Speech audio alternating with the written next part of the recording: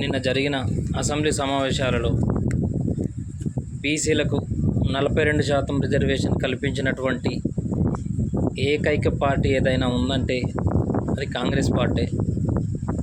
Congress party బీసీల యొక్క కొన్ని దశాబ్దాల కలను నెరవేర్చింది.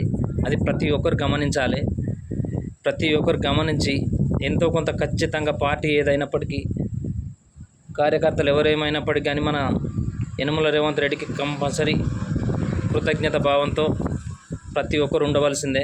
ఎందుకంటే ఎన్ని సంవత్సరాలు జరిగిన మనకు ఎన్ని సంవత్సరాల అన్యాయంలో బీసీలకు మాత్రం తగు న్యాయం ఇప్పుడే జరిగిందని నేను మనస్ఫూర్తిగా కోరుకుంటున్నాను.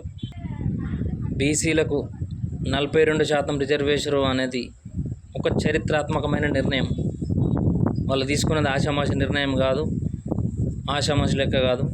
ప్రతి ఒక్కరు చులకనగా చూసుకుంటా ఎటుకుడుక ప్రచారం, తప్పుడు ప్రచారాన్ని తప్పునైనా నిజం చేసే శక్తి ఒకటి కాంగ్రెస్కే లేదు, ప్రతి పార్టీకి ఉంది.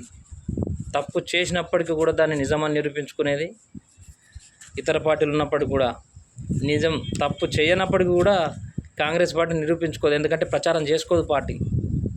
ఎందుకంటే కాంగ్రెస్కి నమ్మకం ఏంటంటే ప్రజలు ఇచ్చే అల్టిమేట్ జడ్జిమెంట్ని నమ్ముతుంది తప్ప ప్రచారాలు చేసుకొని తమ డబ్బు తాము కొట్టుకోవాలని పార్టీ ఎప్పటికీ నమ్మది. అందుకని ప్రతి ఒక్క పార్టీ కార్యకర్తలకు సూచించేది ఏంటంటే తప్పుడు ప్రచారాలు మానుకొని ఇకనైనా ఎంతో కొంత మేలు జరిగింది అనే కాన్సెప్ట్ తోటి ఈ ప్రజాప్రభుత్వాన్ని ముందటికి పోనిచ్చే దిశగా ఈ 3-4 సంవత్సరాలు ప్రతి ఒక్కరూ ఉండాలి. లేదు కావాల్చుకొని బురదలుతాం అనుకుంటే చూసుకుంటూ కూర్చుంటూ ఎవరు లేరు. ఇది రాయపూల్ మండల యువజన కాంగ్రెస్ విభాగం నుంచి హెచ్చరించడం జరుగుతుంది.